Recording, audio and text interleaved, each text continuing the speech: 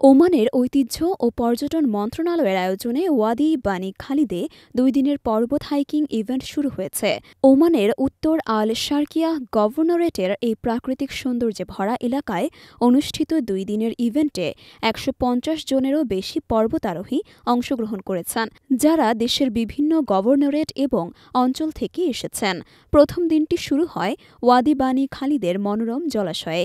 সেখান থেকে পর্বত আরোহীরা আল সাইফ, আল সাফা, আল মাইসেম এবং হাইল আল নাকা গ্রামগুলো পেরিয়ে একটি পাহাড়ি পথ অতিক্রম করেন।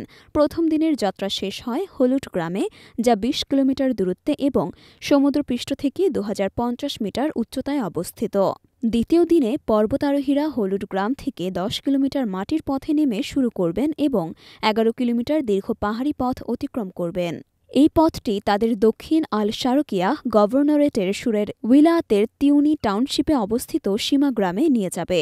ইভেন্টের শেষ পর্বটি হবে ৯ কিলোমিটার দীর্ঘ পাকা রাস্তা ধরে, যা তিউই ব্রিজের নিচে শেষ হবে।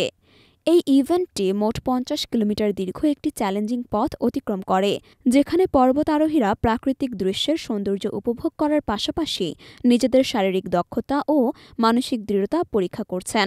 ওয়াদি বানি খালিদের এই ইভেন্ট দেশটির পর্যটন সম্ভাবনা তুলে ধরার একটি গুরুত্বপূর্ণ উদ্যোগ হিসেবে পরিচিত।